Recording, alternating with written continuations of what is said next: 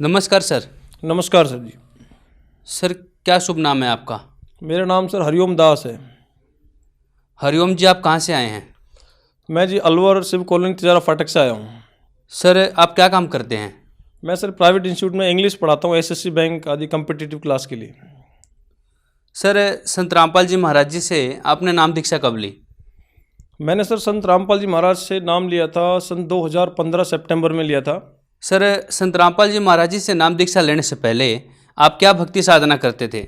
संत रामपाल जी से नाम लेने से पहले हम नॉर्मल वही देवी देवता हनुमान जी, शिव जी, कोई शनिदेव शनिवार को चढ़ा दिया, कोई किसी को भी जो आया सबको पूजते थे। ऑल मतलब जितने भी देवी देवता हैं सबकी पूजा करते थे हम। सर इतनी देवी देवताओं की भक्ति करने से आपको क्या लाभ प्राप्त हुए?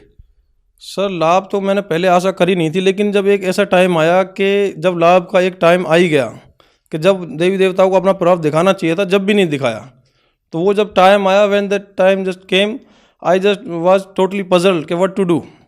Then I just went to all, मतलब जितने भी भोपा स्याने तांत्रिक वांत्रिक देवी देवता, कुछ नहीं छोड़ा मैंने, जितने भी हैं। फिर हार गया। फिर मैंने सोचा लास्ट में कि भाई अब पहले तो पढ़े लिखे वाली बात करी हमने, जैसा कि सब करते हैं। पढ़े लिखे लोग क्या बोलते हैं कि अरे देवी देवता भगवान भूत प्रेत इन चीज़ों में विश्वास नहीं करते हैं। एजुकेटेड होने के नाते मैं एक पढ़ा लिखा आदमी हूँ, तो मैं सबसे पहले क्या सोचूंगा कि first I should go to a good doctor. Good doctor को दिखाया आपने?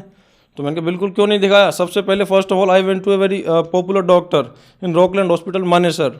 आई was admitted there and there was nothing. Doctors ने पूरा बॉडी चेकअप कर लिया, सब कुछ चेकअप कर लिया, बोले कुछ नहीं है इसमें, तो नथिंग। तो मैंने कहा ओके कोई बात नहीं। फिर जब डॉक्टरों ने सब कुछ कर लिया, फिर मैंने कहा चलो दूसरा डॉक्टर बदलते हैं, भाई हो सकता है ये डॉक्टर सही नहीं हो। फिर दूसरे डॉक्टर गए, उसने कहा कुछ नहीं, नथिंग, एंजाइटी है, कुछ है। तीसरे गए, चौथे गए, कम से कम मैंने करीब 15 डॉक्टर, अलवर के तो जितने भी famous doctor, Harish doctor, Solanki hospital Alwar, famous जो डॉक्टर हैं जितने भी दिमाग वाले डॉक्टर जितने भी फेमस, सबको दिखा लिया। सबको दिखाने के बाद फिर सब ने अपना अपना ट्रीटमेंट भी कर लिया। 3-4 महीने तक उनकी टोटल दवाई ली। पहले एक को देखा, कुछ नहीं, दूसरा तीसरा, काफ़ी मतलब महीनों तक, मतलब 1 साल तक मैं इससे परेशान रहा, पूरा नेट 1 साल। उसके बाद लास्ट में फिर मैंने कहा क्योंकि मैं एक पढ़ा लिखा आदमी हूँ, तो कोई क्या कहेगा कहाँ जा रहा है ट्रीटमेंट कराने, तो मैंने कहा भाई बहुत बढ़िया हॉस्पिटल जाऊँगा पढ़े लिखे होने के नाते। तो हॉस्पिटल वाले जब फेल हो गए, अब कहाँ जाए, अब क्या बचा हाथ में, नथिंग। मैंने कहा भाई अब तो भाई भोपा स्याने तांत्रिक ओना टोना जो भी कर सकता है कर ले। मैंने फिर हाथ अपने बिल्कुल एकदम मैंने रिमूव कर दिया। मैंने कहा अब तो कुछ नहीं, अब तो भोपा के पास ही चलो भाई। सब जगह घूम लिए, किसी ने मुर्गा काट दिया, हनुमान जी के वहाँ गए, बालाजी के, उसने जो है बोला दान दो। मैंने कहा ये लो 100 रुपये का दान मांगा। मैंने कहा 1000 पकड़ो महाराज, यदि कुछ हो जाए तो मैं अभी सारी रात मेरे एक टांग पे खड़ा रहूँगा, यदि कैसा भी कुछ भी यदि इसमें होता है वो करने को तैयार हूँ, फुली डेडिकेटेड। कोई कहता ना पाकिस्तान चला जा, पाकिस्तान जाने को तैयार था। कोई बोला अमेरिका चला, अमेरिका जाने को तैयार था। कोई कहते ये करते वो करने को तैयार था, लेकिन ऑल इन वैन, कोई लाभ नहीं मिला। सर आप हर जगह से थक चुके थे, कहीं भी आपको लाभ प्राप्त नहीं हो रहे थे, फिर आप संत रामपाल जी महाराज के शरण में कैसे आए सर? एक्चुअली क्या है कि एक मेरा एक फ्रेंड था जो कि सत साहिब इंस्टीट्यूट अभी फ़िलहाल अलवर में चला रहे हैं, तो उस दोस्त ने मुझसे कहा कि भाई ऐसे ऐसे मैंने एक गुरुजी से नाम ले रखा है। मैंने उसका एक बार 2013 में इंटरव्यू देखा था संत रामपाल जी महाराज का। उसमें एक बहुत इस तरीके की घटना थी जैसा मेरे साथ हो रहा है कुछ, इसमें अजीबोगरीब चमत्कार ऐसी कुछ बातें हो रही थी। तो मैंने कहा यार एक बात बता, तुम्हारे गुरुजी हैं वो भी तो कुछ ऐसा ही करते हैं? तो बोला हाँ, लेकिन मैंने कहा लेकिन वो तो जेल में है। तो बोला आप जेल वेल छोड़ो। तो मैंने कहा यार उनका मैंने ज्ञान पढ़ा था, एक बुक एक आई थी message to devotion trader, one of my student gave to me that book and I read that book and that was totally unique knowledge in this world and I was very impressed because of that book. So but I didn't know where to go, रास्ता मुझे मालूम नहीं था। किताब तो मैंने पढ़ ली, लेकिन नाम कहाँ से लूँ, किसके पास जाऊँ, ऐसा किसी ने नहीं बोला। एक मेरा पुराना स्टूडेंट था, उसने मुझे दी कि सर आप ये इस बुक को एक बार आप पढ़ के देखिएगा। बहुत ओल्ड एज मैन थे वो, इंग्लिश में मैं पढ़ाता था, स्पीकिंग करता था, तो उन्होंने मुझको इंग्लिश में ला के दी थी। तो मैं बहुत प्रभावित हुआ और मैंने कहा it's a very good book. तो उन्होंने आगे का रास्ता उन्होंने बताने में थोड़े झिझक गए, वो झिझक गए। अगर उस टाइम मुझे बताए तो शायद मैं पहले ही 2014 से पहले ही मैं शायद नाम ले लेता, 2013 में ही। लेकिन बस वही है, बहुत अच्छी बुक है, बहुत अच्छा ज्ञान है, सब कुछ है, लेकिन वो टाइम नहीं आया था ना, तो इसलिए मुझे वेट करना पड़ा। फिर लास्ट में जाकर के फिर मैंने उस दोस्त से मैंने पूछा कि मैंने वो तो जेल में है, तो बोला जेल वेल छोड़ा, आप एक बार उनकी नॉलेज देखो, और आज भी वही चमत्कार हो रहे हैं जैसे पहले हो रहे थे। तो मैंने कहा अब तो जैसे ही उन्होंने ये बात कही वैसे एकदम मेरा दिमाग एकदम बिल्कुल कंफ्यूज टोटली। मैंने कहा ये सही है बिल्कुल, कैसे भी करके मुझे नहीं मालूम था वो जेल में होने के बाद भी ऐसे हो रहा है, नाम मिलता है। जैसे मुझे पता पड़ा मैंने कहा अलवर में कहाँ पर है, बताओ फटाक से बताओ अलवर में कहाँ पर है। तो उसी दिन से, उसके अगले दिन से ही अलवर में पहला नामदान खुला था और पहला व्यक्ति शायद मैं ही था उसमें। तो मैंने फटाक से मैंने उनसे कहा जयपुर, दिल्ली, मुंबई कहीं भी जाना पड़े, मुझे यदि ऐसी नाम व्यवस्था है तो मुझे पहले लेके चलो आप। तो उन्होंने फटाक से मुझको बताया और मैंने उनसे अपने सारा दुख जितना भी रोना था मैंने रो दिया। भाई साहब ऐसी बात है, वो बोले कुछ नहीं होगा, सबसे हो जाएगा, डोंट वरी अबाउट दैट। तो मैंने कहा ठीक है। फिर उसके बाद मैंने संत रामपाल जी से मैंने वहाँ पर नाम दीक्षा ली। सर, संत रामपाल जी महाराज जी से नाम दीक्षा लेने के बाद आपको क्या लाभ प्राप्त हुए?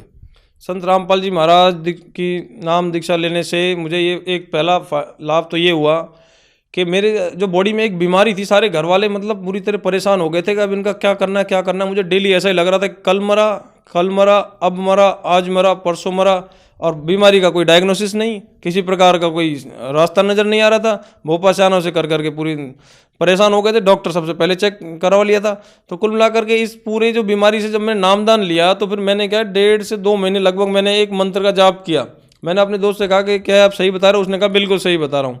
और फिर पहले तो थोड़ा बहुत विश्वास तो करना ही पड़ता है। फिर वो धीरे धीरे 1 से 1.5 से 2 महीने जैसे मैंने धीरे धीरे जैसे मंत्र का मैं जाप करता रहा, तो बाद में अचानक से मुझे फील हुआ कि अरे मेरी ना तो मेरे कोई सांस में कोई प्रॉब्लम रही है, अचानक से मतलब मुझे फील हुआ।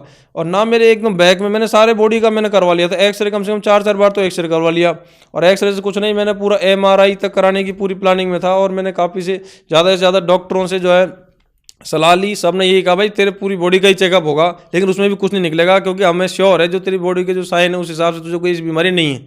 लेकिन वो तो मैं जानता हूँ, वो कहते हैं ना जाके पैर न फटी भी भाई सो क्या जाने पीर पड़ाई। तो वो तो मेरे को पता लग रहा था कि मेरे अंदर क्या हो रहा है। जनता तो कह रही है कितना हेल्दी आदमी, कितना ये है, कितना वजन है, सब कुछ बढ़िया है, सब कुछ फिट है, लेकिन अंदर से तो मैं मरा जा रहा था। एक दिन तो रात को ऐसा लगा कि मैं आज मर गया, मेरा गर्दन घुट गई होती और मैं वाकई में मरने की हालत, मेरी हार्ट बीट इतनी तेज कि कोई कुछ नहीं के।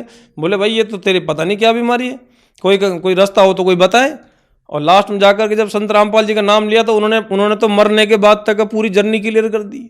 जब पूरा रास्ता ही क्लियर हो गया, जब कोई बाधा ही नहीं, जब सब कुछ सेट हो गया दिमाग में, भाई ये है एक्चुअल स्पिरिचुअल नॉलेज, उस दिन से बाद फिर धीरे धीरे मेरा ये पूरी बीमारी अपने आप जड़ से गायब हो गई। आज मैं पूरी तरह स्वस्थ हूँ। मुझे ये भी नहीं पता मेरे शरीर में कोई बीमारी कैसी भी थी।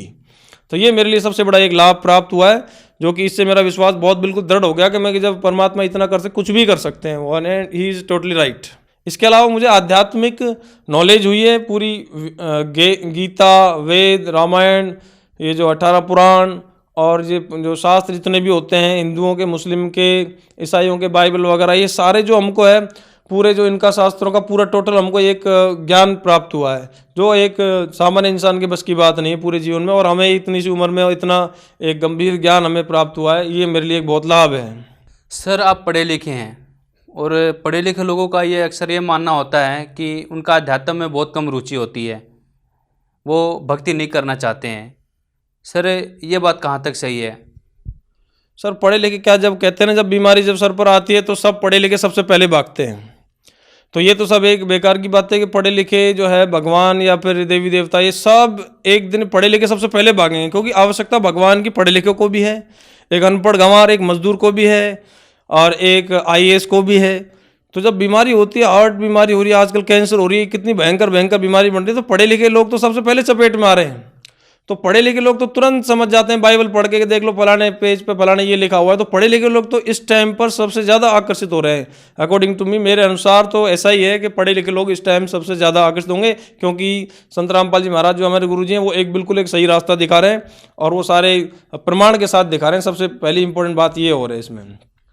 सर, आप एक ऐसे संत के शरण में जा रहे थे जो जेल में है, आपको ऐसा नहीं लगा कि कहीं मैं गलती कर रहा हूँ? सर एक्चुअली क्या है कि पहले हमने जांचा परखा, वो कहते हैं ना कि एक कबीर साहिब जी ने एक दोहा कहा है कि पानी पियो छान के और गुरु बनाओ जान के। तो उस दोहे के हिसाब से मैंने पहले गुरु को जाना।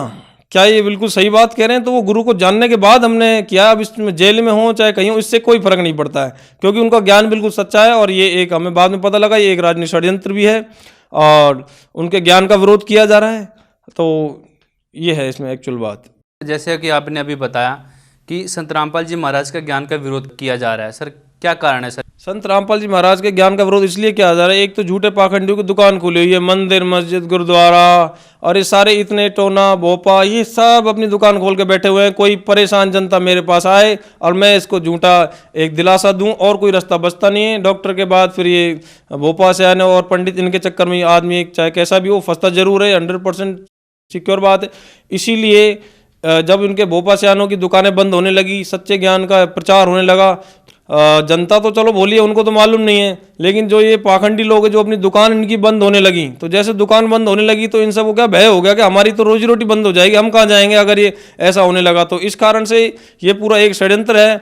और आर्य समाजों की संत रामपाल जी महाराज हमारे गुरु जी ने एक पुस्तक थी दयानंद सरस्वती ने लिखी सत्यार्थ प्रकाश। तो वो जो पुस्तक है, पुस्तक में गुरुजी ने एक एक चीज खोल के बता दी कि देखो इसमें फलाने पेज पर इस तरीके से लिखा हुआ है, जो कि बिल्कुल गलत था सामाजिक दृष्टि से भी, और दुनिया उसको फॉलो करती आ रही है। तो उन जब अज्ञान की खाल उतार दी, एक तरीके से कह सकते हैं, तो अज्ञान की जब खाल उतार दी तो सारे के सारे जब अपने एक षड्यंत्र इस तरीके से रचा गया है। सर आप पढ़े लिखे हैं, एजुकेटेड हैं, लेकिन कुछ लोगों का यह मानना है कि जो संत रामपाल जी महाराज जी से नाम दीक्षा लेते हैं वो अंधश्रद्धा भक्ति के तहत लेते हैं। सर ये बात कहाँ तक सही है? अंधश्रद्धा भक्ति के तहत लेते हैं, ये तो एक अब जब श्रद्धा है तो वो तो अंधी होनी चाहिए। और गुरु जी जैसा कि बताते हैं, हमने सुना भी है और एक नॉलेज की बात भी है कि यदि हमको किसी में विश्वास ही नहीं है तो विश्वास तो अंधश्रद्धा भक्ति से ही करना चाहिए। और फिर हमने तो उसको 100 बार जांचा परखा है ना, तो इसमें अंधश्रद्धा भक्ति कहाँ रह गई?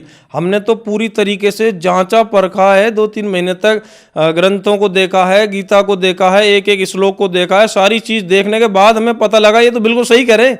तो इसमें अंधश्रद्धा व्यक्ति तो हमारे मन के अंदर, अब हमको परमात्मा जब हमने मान लिया और उनका टोटली हर तरफ से जब सही सेट बैठ रहा है तो वही एक रास्ता बचता है, और कोई रास्ता भी नहीं है। कहीं भी चले जाएं बस केवल एक ही रास्ता नजर आएगा। कई बार मुझसे लोग पूछते हैं कि यार आपने तो अंधश्रद्धा व्यक्ति है, तो मैंने कहा अंधश्रद्धा व्यक्ति ठीक है, आप जिस दिन भगवान को ढूंढने निकलोगे उस दिन आपको हिसार हरियाणा में ही जाना पड़ेगा, और कोई इस पृथ्वी पर रास्ता है ही नहीं, आपको संतुष्टि ही नहीं मिलेगी, वहीं जा करके मिलेगी। सर आप युवा पीढ़ी से बिलोंग करते हैं, तो आप जन समुदाय को क्या संदेश देना चाहेंगे? साथ साथ आप युवाओं को भी क्या कहना चाहेंगे? युवाओं को यही कहना चाहूँगा, ये 4 दिन की चांदनी है, फिर अंधेरी रात, बुढ़ापा सब पर आएगा। एक्सीडेंट किसी का भी हो सकता है, गलत काम किसी के साथ भी हो सकता है, बीमारी किसी को हो सकती है, कैंसर किसी को हो सकता है, किसी भी प्रकार की समस्या कभी भी किसी भी सेकंड कहीं से आसमान से टपक सकती है। क्या आपके पास इसकी कोई कैसी भी सिक्योरिटी है? यदि सिक्योरिटी नहीं है तो चुपचाप भगे चले आए, संत रामपाल जी महाराज से नाम लें, क्योंकि वहीं पर सिक्योरिटी मिलती है इस पृथ्वी पर, और कहीं कैसी भी सिक्योरिटी नहीं है, और सच्चा रास्ता भी वही है। इसलिए मैं युवाओं को यही संदेश देना चाहूँगा कि आप जाएं, अपना कल्याण करवाएं, नाम लें और हर तरफ से सुरक्षा प्राप्त करें। वरना आजकल आप अखबार पढ़ते हैं, डेली एक्सीडेंट हो रहे हैं, कोई कैंसर से मर रहा है, कोई किसी बीमारी से मर रहा है, तो इसका एक आपको लास्ट में जाना वहीं पड़ेगा, फिर भी यदि आप अपना बचाव चाहते हैं तो। सर संत रामपाल जी महाराज जी से नाम दीक्षा कैसे ले सकते हैं?